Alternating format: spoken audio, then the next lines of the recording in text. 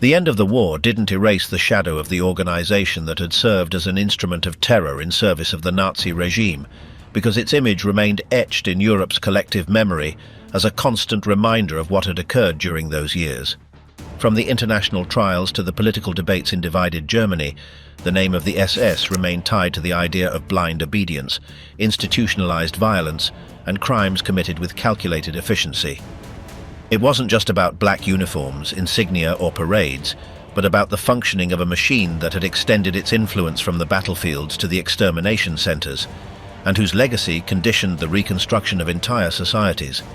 The memory of its symbols, its structures, and its leaders marked generations that grew up under the weight of difficult questions about guilt, responsibility, and memory, because understanding how such a machine could arise is also a way of trying to prevent something similar from happening again. How was it possible for so many to carry on without questioning the brutality that surrounded them every day?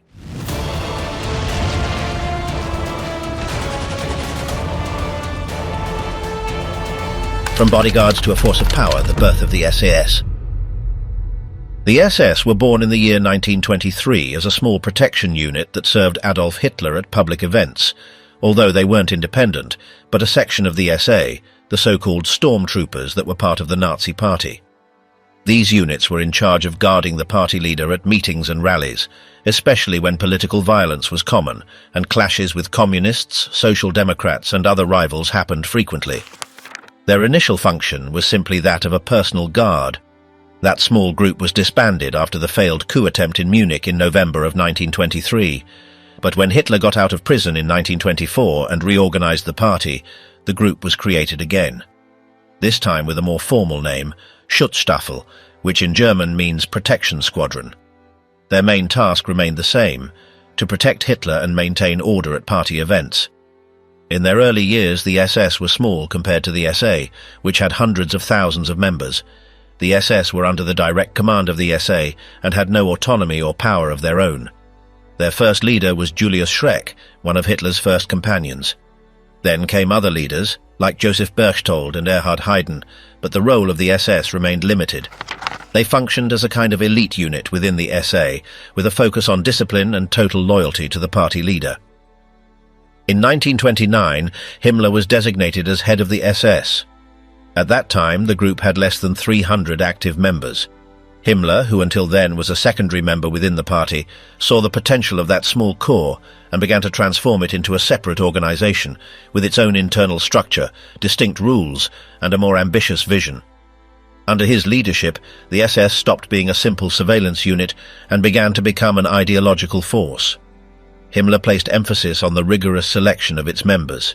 He only accepted men who could demonstrate their pure Germanic origin, their perfect health, and their total dedication to the party and to Hitler.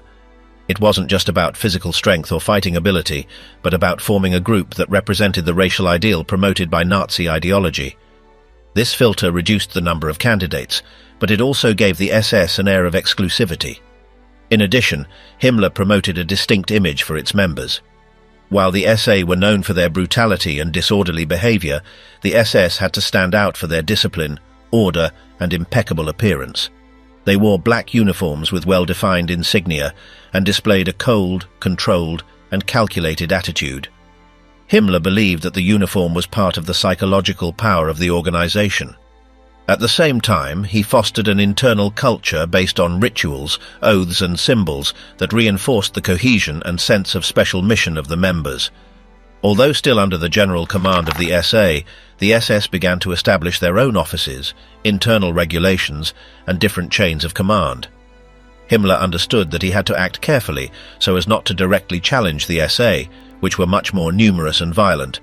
However, he gradually expanded the scope of his men, carefully recruiting and placing loyal members in key positions. The great opportunity came in 1933, when Hitler was named Chancellor of Germany. That year marked the beginning of the SS's real transformation. Taking advantage of the closeness with the new government, Himmler managed to get his men to occupy positions in the state police, especially in Bavaria. In Munich, for example, he became the head of the local police, and shortly after he controlled the political police of that state. This move was key to building the intelligence and repression network that would later be used nationally. One of his closest allies was Reinhard Heydrich, whom he placed in charge of the SS intelligence service, known as the SD. Heydrich developed a system of internal surveillance and information gathering on party enemies, suspects, and even members of the regime itself. With this structure, the SS began to consolidate themselves as an autonomous force with the capacity for internal control and political repression, separating themselves more and more from the SA. The next decisive step occurred in June of 1934, during the so-called Night of the Long Knives. At that time, tensions between the SA and the rest of the regime had intensified. The SA, under the command of Ernst Röhm, were seen as a threat by many in the government, including the regular army. Hitler then ordered a purge within his own ranks. The SS, which until then were still officially subordinate to the SA, were in charge of executing that internal cleansing. For several days, the SS arrested and executed hundreds of SA leaders and other enemies of the regime. This action eliminated the SS's direct competition and marked its definitive rise as a separate body that was trustworthy to Hitler. After the purge, the SS ceased to depend on the SA and reported directly to the Führer.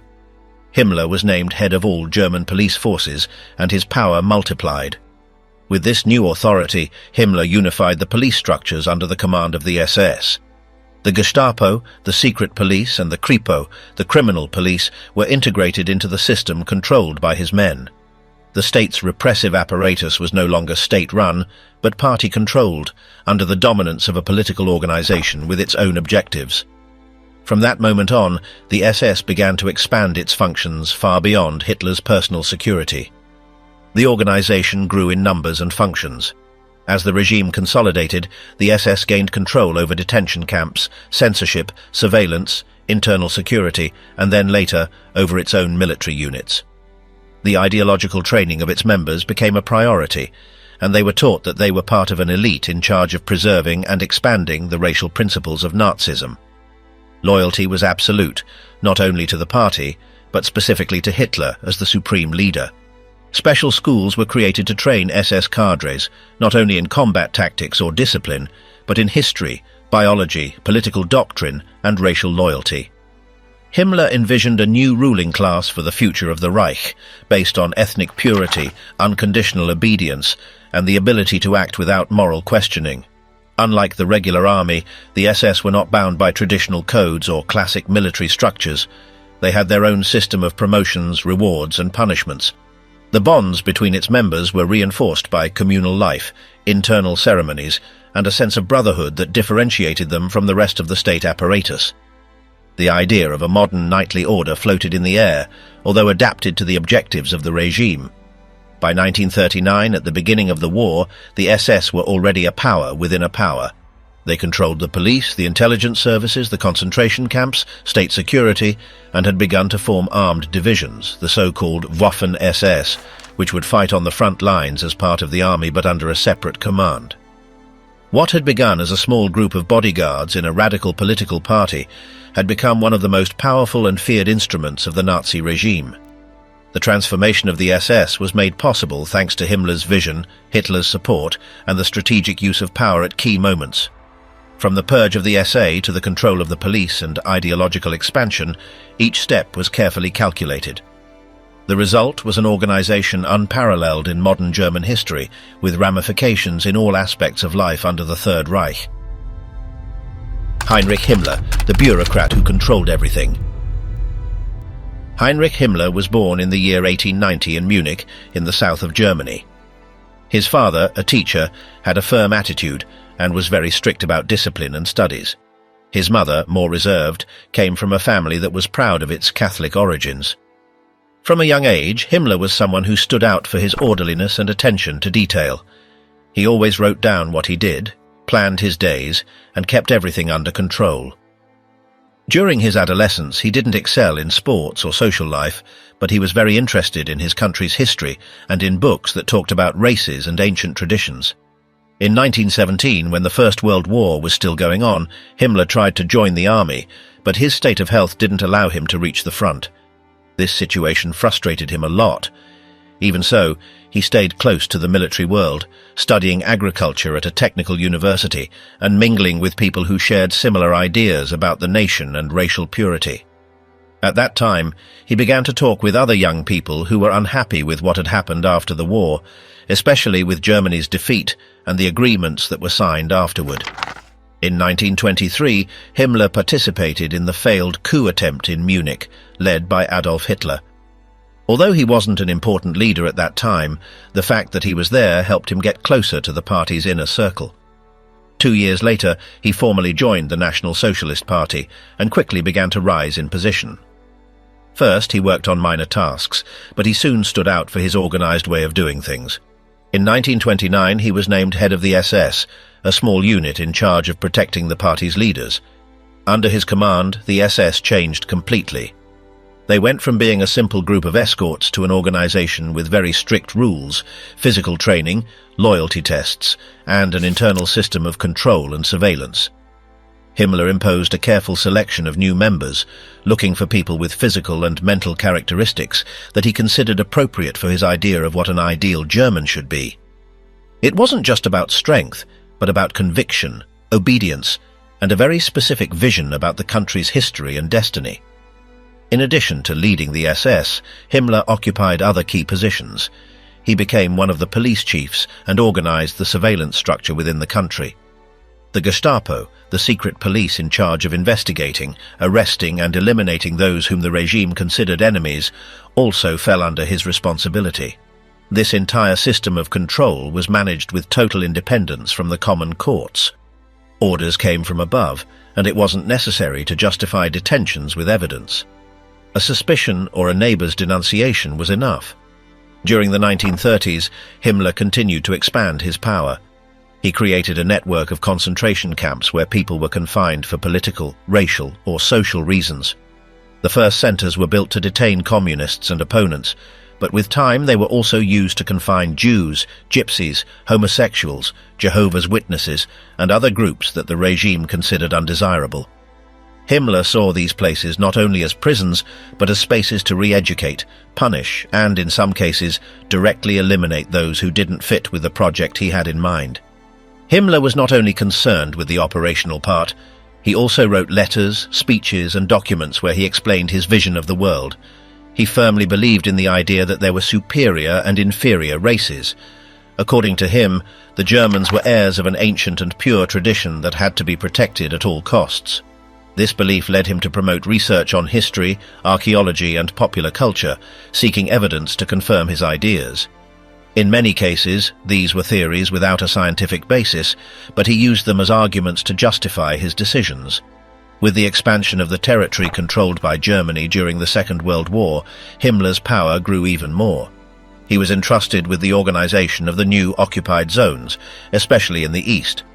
There he applied policies of displacement, repression, and extermination. One of the most important tasks he had was the coordination of the so-called final solution, that is, the plan to eliminate millions of people of Jewish origin.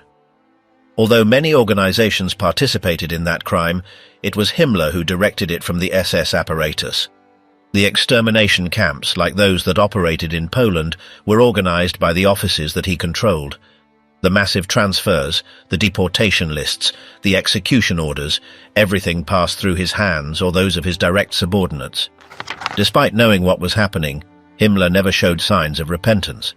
He considered that what he was doing was necessary to protect his people and ensure the country's future. He even came to say that his men should act with toughness, but without hatred, as if they were fulfilling a heavy but inevitable mission. As the war progressed and defeats accumulated, Himmler began to think about how to survive the collapse of the regime. In 1945, when it was already clear that Germany was going to lose, he tried to negotiate with the Allies in secret. He thought he could offer certain guarantees in exchange for keeping part of his power. However, these conversations were unsuccessful. When Hitler found out, he felt betrayed and stripped him of his positions. From that moment on, Himmler became a fugitive. He tried to escape using a false identity. He shaved his moustache, used documents with another name, and blended in with soldiers fleeing the front. But in May of 1945, he was captured by an Allied patrol. At first they didn't recognize him, but when they discovered who he was, they interrogated him. While in custody, and before they could take him to trial, Himmler took his own life using a poison capsule he had hidden in his mouth. He died in a small building under surveillance, without trial or sentence. After his death, many of the people who worked with him were arrested, tried, and convicted. His name was forever associated with the system of repression, surveillance, and extermination that marked the Nazi regime. The organization he had built from scratch was completely dismantled. Some of his documents were used as evidence at the Nuremberg trials. Other, more personal writings were kept by researchers and historians. In the following years, Himmler's figure was studied from different angles. His speeches, his orders, his daily habits, and even his personal notes were analyzed. The image that remained was that of a meticulous man, obsessed with control and convinced that he was fulfilling a necessary task. He wasn't a charismatic leader, nor a career military man, but he managed to amass enormous power thanks to his organizational skills and his absolute fidelity to the regime's ideas. The unstoppable rise of the SS within the Nazi state. The most notable change in the development of the SS occurred after Hitler's appointment as Chancellor in January of 1933. Suddenly, the SS became part of the official state apparatus, and its leadership, especially Himmler, began to work to transform the organization, previously secondary and subordinate to the party, into an institution with autonomy that would have its own functions within the National Socialist regime. At that time, the SS still depended on the SA for basic tasks, although its numbers had grown to more than 50,000 members. The fact that Himmler managed to run that structure with very little administrative help showed the degree of control and discipline he had established. That same year, Himmler was designated head of the police in Bavaria. This position, although local, allowed him to have access to personnel, offices, archives, and most importantly, a network of influence that he took advantage of to strengthen the SS. He managed to introduce trusted members into key positions and began to establish close relationships with other police forces. This initial control was essential for what would come later. Shortly after, Himmler got Reinhard Heydrich, a retired naval officer, to join his team. Heydrich, who was unemployed, accepted the offer without many expectations, but soon became a central figure. He was detail-oriented, ambitious, and extremely organized. He was put in charge of the SS intelligence branch, which in a short time consolidated itself as an effective and feared structure. This office, known as the SD, began by collecting information on real or supposed enemies of the regime, both inside and outside the party. Over time, that work became systematic political espionage. With the increase of the regime's political power, so did the opportunities for the SS. The Reichstag fire in February of 1933 served as an excuse to pass emergency laws that allowed for mass arrests, media shutdowns, and open repression. The SA were used on a large scale, but the SS also participated. What was important was that Himmler took advantage of that situation to show that his men were more disciplined, more trustworthy, and more suitable for delicate tasks. This image was promoted within the state apparatus. In March, the first concentration camp was established in Dachau, near Munich. Although it was formally under police control, it was directed from the beginning by members of the SS. This marked a change. From that moment on, the SS would not only be a protection corps, but also a force in charge of internal repression. Theodor Eicke, one of the camp's first commanders, drew up a strict regulation that would later be a model for all future camps. Eicke also organized a special unit within the SS, exclusively in charge of the administration and custody of the camps. This unit would be known as the Totenkopfverbände. At the same time, other branches were being established. Heydrich's SD operated as an intelligence service, while the General SS continued to be a paramilitary organization. Himmler maintained control of all of them, and he managed to get Heydrich, although ambitious, to work under his authority. That combination, with Himmler as the political organizer and Heydrich as the technical executor, was effective and feared. The relationship between the SS and the SA continued to be tense. The SA, much more numerous, were led by Ernst Röhm, who aspired to turn them into the nucleus of the new National Army. This put him in conflict with the traditional army, which still retained a certain amount of power. Hitler, seeing the risk, decided to support the military and get rid of Röhm. In June of 1934, the so-called Night of the Long Knives took place. During that operation, organized by Himmler and Heinrich, the SS arrested and executed a large part of the SA leadership. That action consolidated the role of the SS as a force loyal directly to Hitler. After that episode, the SS were officially recognized as an independent organization. It was established that they would not answer to the party or to local authorities, but only to Hitler through Himmler. This gave them a special legal status. The number of members continued to increase, but entry became stricter. Himmler imposed requirements for racial origin, physical condition, family background, and ideological tests. The idea was to build an elite that would represent the values of National Socialism. The selection process included genealogical reviews and personal interviews. In 1935, a new corps was created within the SS, the SS Verfügungstruppe, an armed unit that would act as a state reserve and not as a simple party guard. This unit was the embryo of what would later become the Waffen SS. At first they were few companies, but over time they grew and were trained with military discipline. Unlike the Totenkopfverbände, which focused on the camps, these troops were intended to intervene in emergency situations. At the same time, the SS began to influence civilian life. Himmler created offices for population matters, genealogy, health, and racial research. Marriage between SAS members and women considered racially fit was promoted. Benefits were granted to those who complied with those norms. The birth rate within the corps was also encouraged. These policies sought to consolidate a ruling class based on biological and political criteria. Himmler saw the SS as an order that should ensure the continuity of the regime. Himmler's power increased when he was designated head of all German police in 1936. This decision officially integrated the police forces within the SS structure. Although they apparently remained state bodies, in practice they answered to Himmler. The criminal police, the regular police, and the Gestapo were reorganized. Heinrich assumed control of the latter, and from there he coordinated investigations, detentions, and surveillance operations. The combination of the SS, SD, and Gestapo allowed for the construction of an unprecedented control system. That same year, during the Olympic Games in Berlin, the regime wanted to show a moderate image. Some anti-Semitic measures were temporarily softened. However, at heart, the repressive machine continued to advance. The SS took advantage of that period to strengthen their internal networks and increase their numbers. The prestige of the corps grew. Being part of the SS meant belonging to an elite that had access to resources, privileges, and authority. The black uniform became a symbol of power. By 1938, the SS were present in almost all areas of the state. They had offices in the ministries, influence in universities, control over the media, and the power to intervene in almost any area. The annexation of Austria was used to extend the structure. Himmler established regional offices in Vienna, and the same racial and repressive policies began to be applied. New camps were created, and existing ones were expanded. The experience gained in Germany was replicated in the new territories. The territorial expansion of 1939 further consolidated the SS's power.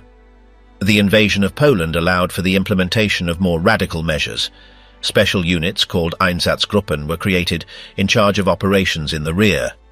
These units, made up of SS and police members, carried out arrests, executions, and ethnic cleansing. The model of total control was applied in each occupied zone. At that time, the difference between the branches of the SS became clearer. The Allgemeine SS continued to function as a political and ideological organization. The Waffen SS was the military branch, and the SD and the Gestapo operated as security structures. All answered to Himmler, and he consolidated his role as a key figure within the regime. The growth had been rapid, but also planned. The SS went from being a personal guard to becoming one of the pillars of the National Socialist state, with functions at all levels of public and private life. Discipline made visible, SS insignia and attire. The SS uniform was not a minor matter or a simple military uniform, but a key visual component that sought to project a powerful and recognizable presence. The design was not accidental. In the early years, the SS wore clothing similar to that of the SA, but they soon wanted to differentiate themselves. In 1929, the black uniform became their trademark. It was sober, aggressive, and symbolic. The garments were designed to reflect discipline, strength, and exclusivity. The black uniform became a powerful image, associated with fear and respect. It included a fitted jacket, matching pants and high boots. The leather belt and the peaked cap completed the ensemble. The cap featured an emblem with a silver skull, a symbol that had been used before in Prussian military units, but which the SS adopted as their own brand, associated with death, determination, and extreme loyalty. Furthermore, the eagle over the swastika crowned the cap, reinforcing the direct connection with the Nazi regime. The insignia were just as important. They indicated rank, unit, and functions. The most recognizable were the collar patches. On the left side, the unit's emblem. On the right, the wearer's rank. Officers had silver embroidery, while lower ranks used white thread. These patches became a quick way to identify hierarchies within the organization, without the need for words. The SS rank system was extensive and detailed, with scales that imitated those of the army, but with their own names. In addition to the collar patches, chevrons on the sleeves and shoulder boards offered more information about the individual's rank. There were specific insignia for administrative, technical, or field roles. The variations were many. A trained observer could immediately tell which section a member belonged to and what authority they held. Every piece of the attire was loaded with meaning. As the organization grew, so did the variety of uniforms. For the armed units, the Waffen SS, more functional clothing was adopted. Camouflage, heavy coats and sturdy boots became common on the front. These troops needed equipment that could withstand combat conditions, but the distinctive design was still maintained. Even in war, the SS symbol had to be recognizable. The dress uniforms, worn at official events, still used the color black, although sometimes with special decorations. Medals, cords, and ribbons were worn with pride. Each insignia had a protocol: where it was placed, how it was cleaned, when it could be used. Everything was regulated. This obsession with visual order reflected the ideal of absolute discipline that the SS promoted. A key aspect was the swastika armband. It was worn on the left arm and was not exclusive to the SS, but within the organization it had strong symbolic weight. It represented loyalty to the party, and its use was mandatory at public events. Along with the skull cap, it became an icon of the regime. The population recognized them immediately. They were symbols of power and fear. Not all uniforms were the same.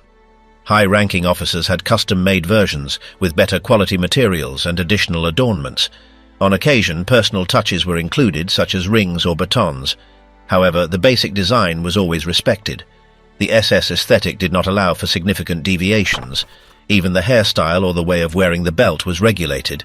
There were also specialized uniforms. For example, medical staff members had emblems with the Red Cross. Communications technicians wore their own insignia. Even the musicians of the military bands had distinct uniforms, with ornamental details on the sleeves and shoulders. Every role within the SS had an associated image. It was not just about functions, but about visual identity. The uniform became a propaganda tool.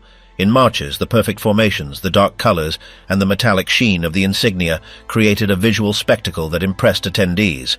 The aesthetic was designed to impact. The discipline in the attire reinforced the perception of order and power. It was not just an internal message, but an external one as well. Over time, the black uniform was used less in combat and more for administrative or ceremonial functions. On the front, the need for camouflage and practicality led to uniforms being adapted. However, the key symbols, the skull, the swastika, the patches, were always maintained. They were the organization's mark, what distinguished it from the rest of the army. One of the most exclusive elements was the SS honor ring. It was given to certain members as personal recognition. It had a raised skull and engraved runes. It was not part of the mandatory uniform, but its use was permitted in certain ceremonies. It was a symbol of belonging to the organization's most inner and loyal circle. Runes were also adopted by the SS as part of their symbolism. The double S that formed their main emblem was a stylization of ancient Germanic runes. They were used on insignia, documents, and banners. This resource sought to connect the organization with a mythological Germanic past, reinforcing an ethnic and cultural identity. Even the graphic design of the insignia had ideological intent. Despite the obsession with uniformity, there were regional and temporal variations. In some cases, due to the scarcity of materials, lower quality fabrics or slightly different colors were used. In others, distinguished units received special garments for commemorations.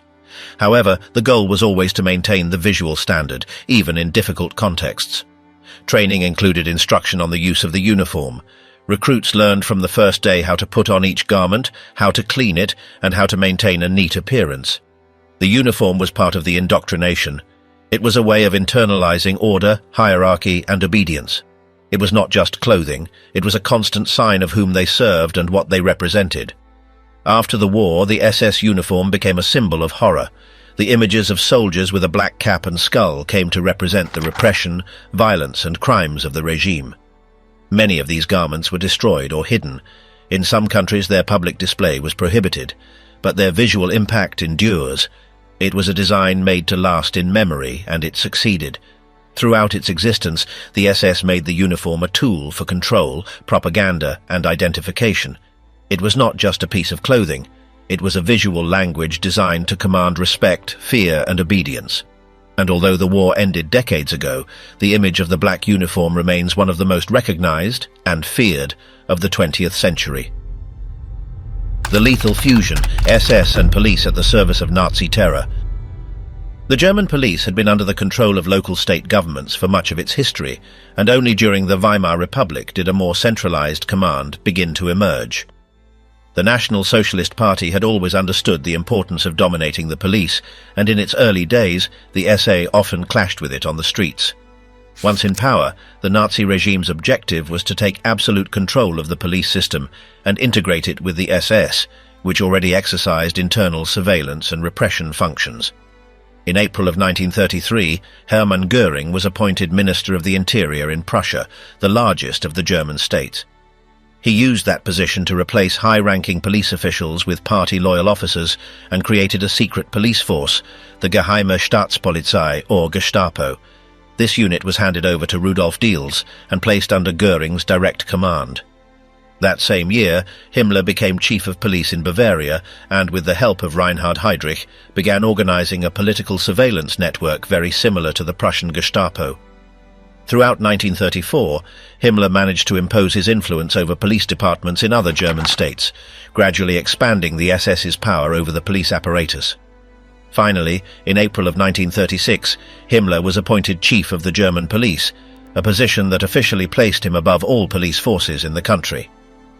This position was key to consolidating SS control, as from that moment Himmler acted as a liaison between the state and the police, allowing him to use the Reich's legal system for his own purposes. The police structure was reorganized under two major branches. On the one hand, the Ordnungspolizei, or Order Police, ORPO, headed by Kurt Dahlweger, which brought together the regular uniformed police, including traffic, rural, maritime and mounted police, as well as firefighters and air protection units. On the other hand, the Sicherheitspolizei, or Security Police, SiPo, led by Reinhard Heydrich, which integrated the Gestapo and the Criminal Polizei, Kripo, in charge of investigating common crimes. Although the official structures and names continued to exist in practice, the entire police force came under the control of the SS. Career officers who remained in their positions were forced to join the party and later the SS. All police chiefs were expected to share the ideals of National Socialism, and many of them became extremely loyal to Himmler. The fusion of the police with the SS allowed the organization to eliminate any political resistance without resorting to courts. The Gestapo had the authority to arrest any citizen considered suspicious and send them directly to concentration camps without the need for a trial. This tool was essential for silencing opponents, communists, trade unionists, religious people, and any critical voice within the country. The SS thus created a state within the state, with its own intelligence network, armed force, courts, and punishment system. In 1939, Himmler established the Reichssicherheitshauptamt, RSHA, the Reich Main Security Office, as the supreme coordination body. This office fused all security branches under a single command: the Gestapo, the Kripo, and the SD, which was the SS intelligence service. Heydrich was appointed head of this new structure, which further increased his power within the repressive apparatus. With the outbreak of the war, the police units under SS control were employed in military and security functions in the occupied territories. The Order Police were mobilized to patrol conquered areas, escort deportations, and participate in repression operations against civilians, especially in Poland and the Soviet Union. These units were involved in mass executions, burning of villages, and persecution of partisans, acting as the executive arm of Nazi terror. The collaboration between the Gestapo and the criminal police also allowed for expanded surveillance over all aspects of daily life. Listening to a foreign radio station, telling jokes about Hitler, or even expressing oneself in ambiguous terms could become a sufficient reason for arrest. The network of informants was immense and reached neighborhoods, offices, factories, and religious communities. Many citizens were victims of anonymous accusations that ended in arrests and disappearances. In Germany, the population lived under a climate of constant fear. The presence of the SS and the Gestapo was permanent, although their actions were carefully hidden from public discourse. In many cases, arrests were made at night and without explanation. Families did not know where their relatives had been taken, or if they would ever see them again. The ordinary judicial system was left aside, and the concentration camps were filled with individuals who had not been formally condemned.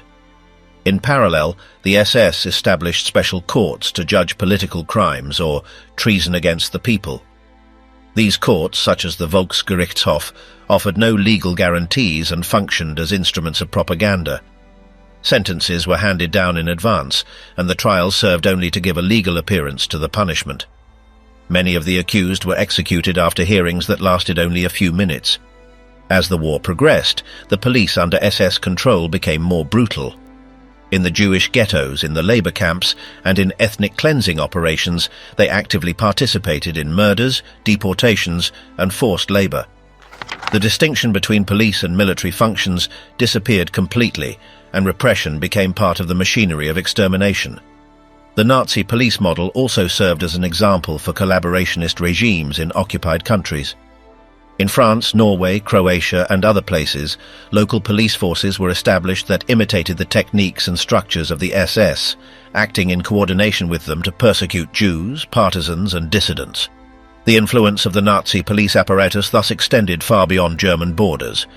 Toward the end of the war, with the imminent defeat, many police officers tried to distance themselves from the SS or hide their participation in crimes.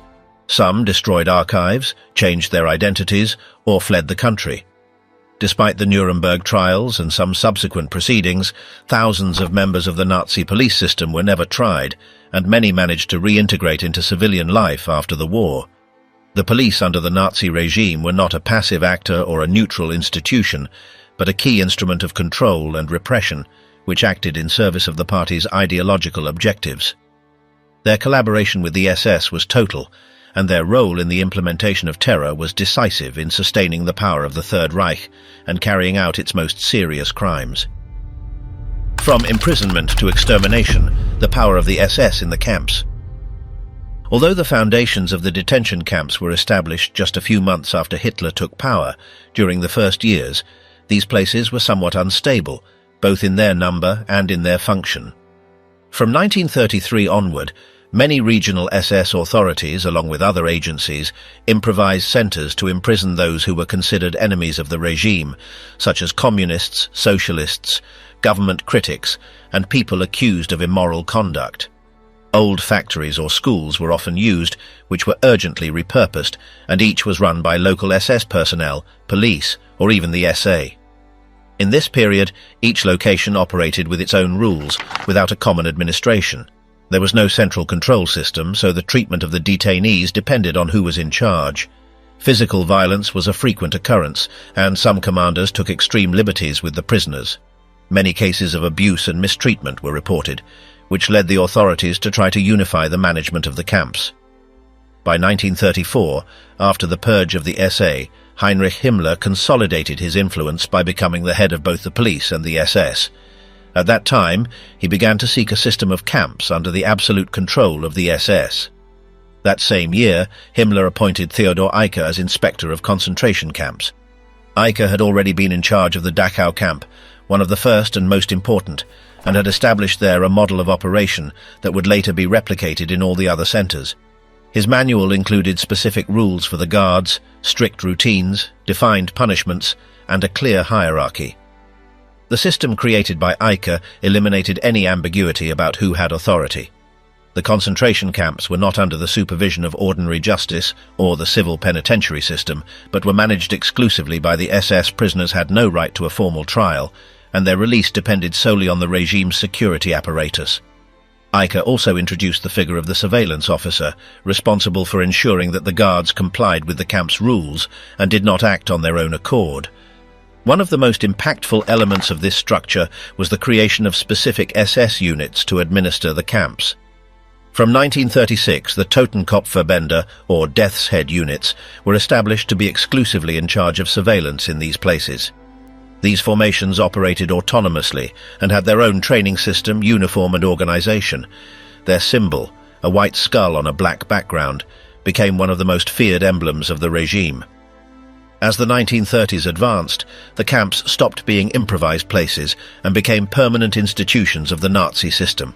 Some of them, such as Buchenwald, Sachsenhausen and Ravensbrück, were built specifically to meet the standards defined by Eiche. The facilities included lined barracks, watchtowers, electrified fences and punishment areas. Areas for forced labor were also assigned, which was considered an essential part of the re-education process for prisoners. Although at the beginning the detainees were mostly political opponents, the profile changed over time. Jehovah's Witnesses, homosexuals, vagrants, alcoholics and others considered antisocial elements began to be interned. Later, with the territorial expansion of the Third Reich, waves of foreign prisoners arrived, especially Jews, Poles and Soviets. Each group was classified using specific symbols and colors sewn onto their uniforms, which facilitated their identification within the camp. The camps also became places where ideological and racial experiments were applied. Some prisoners were used as labor for projects linked to the SS or private companies. In other cases, they were subjected to medical tests without their consent. These practices, promoted by the regime's authorities, sought to justify ideas of racial superiority and eliminate those who were considered undesirable. The camp system functioned in parallel to the judicial apparatus and had no obligation to be accountable to any court. Decisions over life and death could be made within the camp without the need for external authorization. The regime justified this autonomy with the argument that these prisoners represented a threat to the order of the state and that their internment was a necessary and preventive measure. During the war, the concentration camps multiplied and took on new functions. Some were expanded to house thousands of detainees, while others were converted into extermination centers. The Totenkopfverbände personnel also grew and were trained with a militarized approach. Many of their members went on to join combat units, such as the Totenkopf Division, which fought on the Eastern Front. This mix of surveillance and combat tasks reflected Himmler's vision, who conceived of the SS as a total force, capable of controlling all aspects of life in the Third Reich. The training of the camp guards included ideological indoctrination, physical training and discipline techniques. They were taught to see the prisoners as enemies of the people, and they were encouraged to exercise their authority without showing compassion. The senior officers were selected for their loyalty and their ability to maintain order without questioning orders. This institutional culture fostered a climate where abuses became part of the daily routine. Despite the regime's attempts to hide what was happening in these places, there were reports that managed to get out. Some foreign organizations, diplomats and journalists managed to obtain testimonies from former prisoners or family members, although in many cases the information was dismissed as propaganda. Only at the end of the war, when the Allied troops liberated the camps, was the magnitude of the horror experienced in them verified. The role of the SS in the management of the concentration camps was central to the Nazi regime's system of repression. They were not simply prisons, but tools to control the population, eliminate opponents, and apply an extreme ideological vision. Through these places, the regime extended its power beyond traditional legal structures, imposing a new model of punishment, obedience, and exclusion. Throughout the conflict, the camps were also used as transit centers for mass deportations, especially of Jewish communities. From nearby train stations, thousands of people arrived who were separated by age, sex, and physical condition. Many did not even survive the first few days, due to the extreme conditions of overcrowding, hunger and disease. Those who remained were assigned to forced labor or sent to extermination sites. The exact figures of deaths in the concentration camps vary according to the sources, but it is estimated that millions of people passed through these facilities between 1933 and 1945. The causes of death included executions, beatings, hunger, exhausting work, and medical experiments. The system was designed to break detainees both physically and mentally, and it rarely offered real chances of survival. At the end of the war, some of those responsible tried to destroy the archives and erase the evidence of their acts. However, much evidence remained intact, including prisoner lists, photographs, letters, and testimonies. These documents served as the basis for subsequent trials, where the individual responsibility of those who participated in the administration of the camps was sought. Many SS members claimed they were only following orders, but the hierarchical structure made it clear that each level had knowledge of what was happening. Einsatzgruppen, the Army of Death in the East. When German troops entered Poland in 1939, a group of special units known as the Einsatzgruppen were sent right behind the battlefront. Their function was not to fight in the traditional sense, but to take charge of what they called security operations in the occupied zones. These units were mainly made up of SS men, along with security and intelligence police personnel. From the beginning, their real task was to identify and eliminate those considered enemies of the German state: political leaders, intellectuals, members of the elite, priests, and in particular, the Jewish population. What began as selective murders quickly turned into systematic massacres, with thousands of people lined up and shot in mass graves on the outskirts of towns and cities. In the first days of the campaign in Poland, these groups operated with relative discretion. They often acted under the pretext of maintaining order or preventing sabotage. But it did not take long for their true function to become evident. Detailed reports were sent to Berlin, where mass executions were documented, and the results were quantified. This data was not hidden; on the contrary, it was used by superior authorities as proof of efficiency. Some commanders even competed with each other, trying to show higher numbers than their colleagues. What happened in Poland served as a model for even broader operations in the future. When the invasion of the Soviet Union began in June of 1941, the role of the Einsatzgruppen was greatly expanded.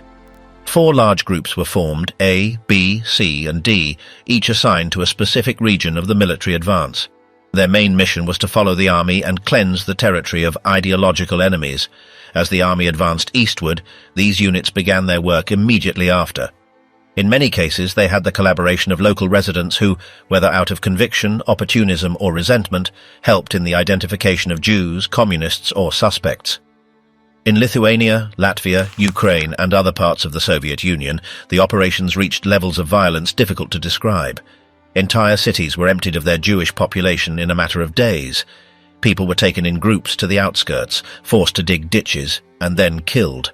No distinctions were made by age or gender. The elderly, children, and pregnant women were eliminated with the same coldness as young adults. One of the most well-known places for these massacres was Babi Yar, near Kiev, where more than 30,000 people were murdered in just 2 days. Although it was not the only site of this magnitude, it did become a symbol of what these units represented. The executions were not only ordered from above, there was also informal pressure within the units themselves. Members of the groups were expected to actively participate in the assigned tasks. Refusal to do so did not always imply official punishment, but it could be frowned upon by comrades or superiors. Some men confessed years later that they participated not out of conviction, but out of fear of being excluded or singled out. Even so, there are numerous testimonies of individuals who showed no resistance to getting involved. In fact, some seemed to enjoy the power they were given. In addition to the direct murders, the units were also involved in other repressive activities. They supervised deportations, coordinated mass arrests, and facilitated the creation of ghettos in the conquered cities. They also gathered information on local communities, drew up lists of targets, and managed records. It was a well-organized system that combined bureaucratic efficiency with boundless brutality. The machinery of death was in operation long before the extermination camps were established, and the Einsatzgruppen were a key piece. Over time, logistical and psychological concerns began to be raised within the SS. Killing thousands of people by hand, day after day, had an emotional cost even for the executioners. Some officers complained about the effects on the morale of their men. As a result, they began to explore more efficient and less personal methods. These experiences directly influenced the development of gas chambers as an extermination tool. It was not just about eliminating the enemy, but about doing it in a way that reduced direct contact and, therefore, the impact on the killers. The relationship between the SS and the local populations was also complex. In certain cases, Einsatzgruppen leaders encouraged or tolerated pogroms organized by civilians. The spontaneous violence against Jews was used as a way to divert direct responsibility. It was presented as an act of popular revenge instead of a state operation. However, behind each attack was the invisible hand of the SS, who observed, directed, or intervened as necessary. Sometimes they even offered weapons or instructions to local groups to facilitate the violent acts. The reports sent to Berlin were surprisingly detailed. They not only included numbers and locations, but also observations about the atmosphere, local cooperation, and recommendations for future actions. These documents were read by high-ranking commanders and meticulously archived. In many cases, the authors showed no remorse. On the contrary, they described their actions with an administrative coldness. Impersonal terms or euphemisms such as special actions or security measures were often used to refer to the massacres. Despite the secrecy surrounding many operations, there was a certain level of general knowledge within the Nazi apparatus. Not everyone knew the details, but it was clear that something serious was happening in the East. Rumors reached regular troops, military commanders, and, over time, also the civilian population. Even so, the propaganda apparatus and censorship maintained the image that the SS acted as a force of order and cleanliness. The true extent of their crimes was not fully understood until after the war. When the conflict ended, the leaders of these units tried to defend their actions by arguing that they were only following orders. Some tried to disappear, others were tried. In the post-war trials, the Einsatzgruppen were identified as key instruments in the execution of the Holocaust. Several of their commanders were sentenced to death, others to long sentences. Despite this, a considerable part of the participants managed to evade justice, reintegrating into civilian life without facing significant consequences. It was one of the darkest chapters of the SS legacy, not only because of the magnitude of the crimes, but also because of the apparent normalcy with which they were carried out.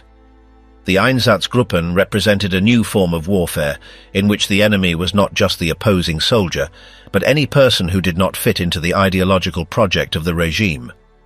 Their existence demonstrated how far the Nazi system was willing to go to mold the world in its image. They did not act on impulse or without control. They were organized, structured, meticulous. The horror did not arise from chaos, but from careful planning. Waffen SS between combat and repression. The development of the Waffen SS was slow at the beginning, and it did not reach large proportions until armed conflicts began. The need for more men for combat tasks led it to expand rapidly. Originally, this armed branch of the SS was composed of small, specially trained groups, and although their numbers were limited, their members were selected with strict criteria.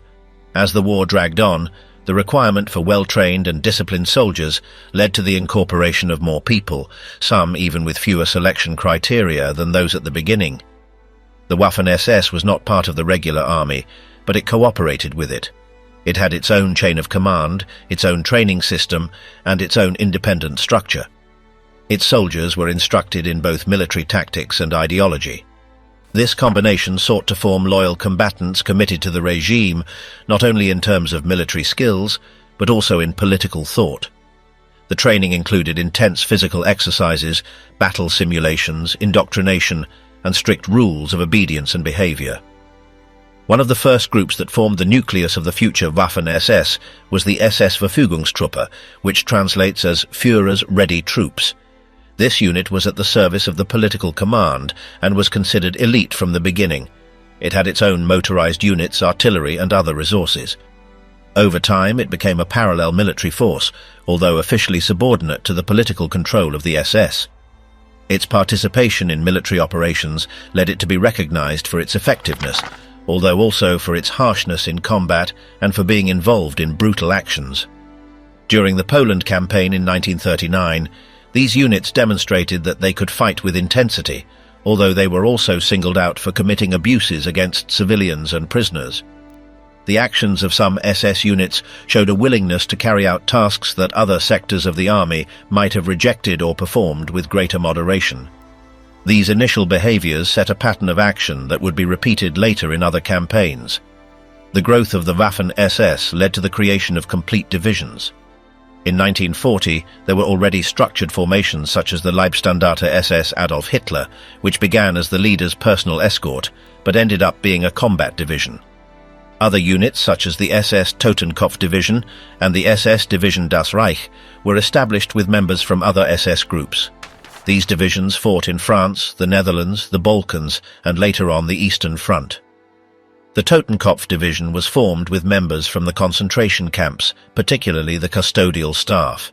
Although this generated doubts about their performance, they soon showed that they could fight with intensity, although also with unusual harshness. Their record included numerous episodes of violence against prisoners of war and civilians, which was no accident, as the training they had received had prepared them to dehumanize the enemy and obey orders without question. As the war became more complex, recruitment for the Waffen SS expanded. At first, only Germans with specific features were accepted, but later volunteers from different European countries were admitted. This included people from the Netherlands, Norway, Belgium, France, Denmark, and later even from the Balkans and the Caucasus. In many cases, these new members were motivated by anti-communism or propaganda, and they did not always share all of the regime's ideas, but they were willing to fight on the German side. Foreign units were created with German commanders. These formations were called SS divisions, although some never reached the level of a full division. Some units, such as the Viking Division, stood out for their combat performance, and their members received intensive training. Despite their diverse origins, they were integrated into the Waffen SS structure and fought alongside other older divisions. The expansion brought challenges. As new members joined, the initial standard of training and discipline was reduced in many cases. The urgency to increase the number of combatants led to a relaxation of physical, ideological, and experience criteria. Some of the last units created were composed almost entirely of foreigners, and their internal cohesion was less than that of the first divisions. On the Eastern Front, the Waffen SS units had a key role. They participated in the most intense campaigns against the Red Army, and they suffered great losses.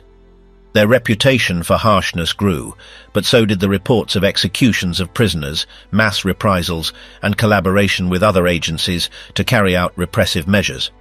Some divisions were employed directly for cleansing operations in occupied territories, where supposed enemies of the regime were eliminated, often without any process.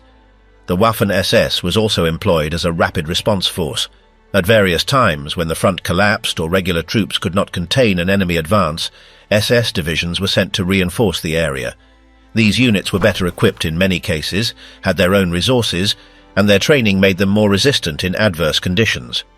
However, this situation also generated tension with the regular army command, which viewed the autonomy of these troops with mistrust. Towards the end of the war, the Waffen SS had more than 30 divisions, although many of them existed only on paper. The lack of men, resources, weaponry, and time meant that some formations were improvised, without adequate preparation. Others were so weakened by losses that they could barely act as effective units. The use of young people, the elderly or poorly trained members, increased, reflecting the desperate situation of the regime. Despite everything, some divisions maintained their combat capability until the last days. In Berlin, during the final siege, Waffen SS groups participated in the defense along with other forces. Their commitment was seen as fanaticism by many, but for those within those units, it was absolute loyalty to the end. That attitude, promoted since their creation, was a constant even when everything was lost. The legacy of the Waffen SS is a subject of debate. Some of its members claimed after the war that they were just soldiers like any other, who fought without participating in crimes. Other documents, however, show a direct or indirect involvement in numerous illegal actions. The ideological nature of the formation, the political role of its commanders, and the relationship with other repressive structures complicate any attempt to dissociate them from the regime's actions. After the surrender, many members of the Waffen SS were tried, detained, or spent years in hiding. In subsequent trials, the organization was declared criminal. However, some of its former members continued to defend their actions, arguing that they were following orders and that they had no control over political decisions. This position was rejected by the courts, which considered that the structure of the Waffen SS was an integral part of the repressive system. The decline of the SS, fall, escape and justice. During the first months of 1945, when German forces were retreating on all fronts, the collapse of the Nazi system was already evident. Soviet troops advanced from the east, liberating one city after another, and American, British and French forces approached from the west. In the midst of that general disorder, many SS units tried to maintain some structure, although it was becoming increasingly difficult. As the war approached its end, the concentration camps were evacuated, and thousands of prisoners were forced to walk for entire days without a clear direction in the hope that they would not be liberated by the Allies. In those marches, thousands of people died from hunger, disease or improvised executions. For the SS, it was about erasing evidence and retaining some control over what remained of the system of repression they had led for years. Despite the growing pressure, some SS commanders maintained strict orders, trusting that the situation could be miraculously reversed. Most knew that would not happen, but they continued to act as if they had control. In the camps that were still active, conditions worsened day by day, and the most fanatical officers increased their brutality, fearing they would be judged if captured. Some of them even executed prisoners in the final days, convinced that they had to fulfill their mission until the last moment. However, other officers began to desert or try to escape disguised as regular soldiers or civilians, knowing that their chances of survival increased if they hid their real identity. When Allied troops began to find the first camps, such as Buchenwald and Bergen-Belsen, they were surprised by the state of the prisoners and the magnitude of the suffering. Many soldiers were not prepared to see bodies piled up, dying people, and the tangible evidence of crimes that until then seemed like rumors.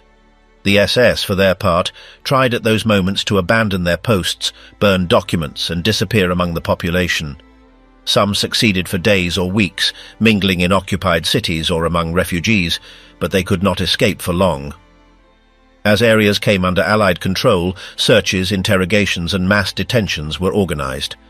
In several cases, American and Soviet troops captured SS members during raids or identified them thanks to tip-offs.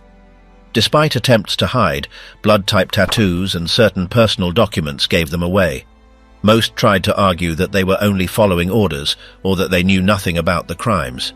Others claimed to have been cooks or drivers. However, many were recognized by survivors who pointed directly to their former captors. The testimonies were enough to initiate proceedings, and some SS members were quickly executed after summary trials, especially on the Eastern Front. Over time, detention centers were established where former members of the regime were systematically interrogated. In these places, the degree of involvement of each person was evaluated. Those who belonged to the SS faced particular scrutiny, as their participation was directly related to the most brutal operations of the Third Reich. In many cases, it did not matter if they had worked in offices or in administrative functions. The mere fact of having belonged to that organization put them in a delicate position. Thousands were arrested, processed, or sent to prisoner camps awaiting trial. One of the central figures during this stage was Heinrich Himmler. After having led the SS for years and having consolidated his power in all key areas of the regime, he tried to negotiate on his own with the Allies, believing that he could reach some kind of agreement. Instead of facing a trial, Himmler tried to flee using fake documents and adopting a different identity. He was captured by British forces and, upon being identified, committed suicide with a poison capsule hidden in his mouth. His death prevented him from facing responsibilities before a court, which frustrated many survivors and Allied authorities. Other SS leaders were not so lucky. Several were captured and tried in Nuremberg during the post-war proceedings. The evidence was overwhelming, including signed documents, photographs, testimonies and records that detailed the organization, operation and crimes of the different branches of the SS. During the trials, the accused tried to minimize their role, argue ignorance, or blame their superiors. But the hierarchical structure and the level of detail in the reports proved otherwise. Many were sentenced to death or to long prison terms. In the following years, thousands of former SS members were sought throughout the world. Some had managed to escape to South America, the Middle East, or even the United States and Canada, using false passports or with the help of clandestine networks. Groups of investigators, intelligence agencies and Jewish organizations collaborated to identify them and bring them to justice. The process was long and, in many cases, frustrating. Some lived hidden for decades, working as ordinary citizens in distant countries. Others were discovered by chance or after late confessions. The official end of the SS was not just a military matter, but also a symbolic one. It represented the collapse of one of the most repressive and ruthless structures of the century. The insignia, uniforms and symbols that once inspired fear became evidence in courts. The men who once gave orders were now handcuffed, answering questions before judges. The victims, who for years had been silenced or ignored, could finally tell what they had experienced. The stories multiplied, helping to build a collective memory of what happened and making it clear that the crimes would not go unpunished. In Germany, the debate about the SS continued for decades. Some sectors tried to separate certain members, saying that not all of them participated in crimes or that some were forced to enlist. However, historical records showed that most had joined voluntarily, attracted by prestige, ideology, or opportunities for advancement. The SS was seen by many young people as an elite corps, with privileges and status. Over time, investigations showed that even those who did not participate directly in murders were aware of what was happening in camps and occupied areas. The legacy of the SS was marked by its central role in the Holocaust, in the repressions in Eastern Europe, and in the imposition of terror in all occupied territories. It was not a common military organization, but an instrument of ideological, political, and criminal power. Its leaders planned, executed, and defended large-scale crimes, and its members carried out those orders with discipline and fanaticism. Its end was not only the closing of a stage of war, but the confirmation that the world had witnessed a machinery of destruction unique in its scope and brutality. Despite historical judgment and legal convictions, for years there were isolated attempts to reclaim the memory of certain SS members. Some veteran associations were formed in Western Europe, claiming they were just soldiers like any other. These initiatives were widely criticized by historians, survivors, and governments, who remembered that the SS was not a simple armed unit, but an organization deeply involved in crimes against humanity. The passage of time did not erase that responsibility. Thus ended the history of the SS, not with a final battle or a heroic act, but with the disintegration of its structure, the capture of its leaders, and the public exposure of its crimes. The name that for years was a symbol of fear, discipline, and absolute power was forever associated with some of the darkest acts in modern history. And its end served as a reminder that even the most rigid and ruthless systems can fall, and that justice, although late, can reach them. The burden of the past, the historical weight of the SS. The legacy of the SS organization did not end with the military defeat of the Third Reich in 1945, as its memory remained present for decades, both in the judicial field and in the political and social memory of Europe and beyond. From the beginning, the magnitude of the crimes committed by its members was recognized in the Nuremberg trials, where the SS was classified as a criminal organization in its entirety, with the exception of those who had been involuntarily forced to join or who had not taken part in crimes. This general definition placed hundreds of thousands of former members under suspicion, marking them with a stigma that made their later reintegration into post-war German society difficult. In the international judicial processes, numerous high-ranking SS officers were presented as directly responsible for atrocities, from mass executions to the direction of concentration camps. The documentation obtained by the Allies, along with testimonies from survivors, revealed the magnitude of the repressive apparatus that the organization had led. However, the breadth of its ramifications meant that the majority of members were not tried, but rather returned to civilian life with varying degrees of concealment or adaptation, depending on the circumstances. In West Germany, the new state faced the question of how to deal with the millions of people who had been linked to the regime, including members of the SS. The denazification undertaken by the Allied occupation authorities aimed to separate the most committed from those who had played a secondary role, although in practice it was limited by the need to quickly rebuild the country's administration and economy. This meant that many former members managed to integrate into jobs, even in the public service, although with the constant shadow of the past on their shoulders. In East Germany, under Soviet rule, the treatment was different, as a hard line was imposed there against any vestige of former Nazi cadres, and particularly the SS. Numerous trials were held in Moscow-controlled courts, and state propaganda presented former SS members as the ultimate symbol of the defeated enemy. However, also in that part of the country, there were cases of people who integrated into the new system with relative ease, especially if they showed loyalty to the communist regime. The memory of the SS also had a profound impact on post-war international politics. For the countries occupied by Germany, the trauma of the occupations and the massacres perpetrated by the SS units remained alive in the collective memory. In Poland, Czechoslovakia, and the Soviet Union, the image of the SS was used as an example of brutality, fueling national narratives of resistance and suffering. In the West, the mention of the SS became synonymous with fanaticism, repression, and crimes against humanity. In the cultural field, the SS came to occupy a central place in the representation of Nazism.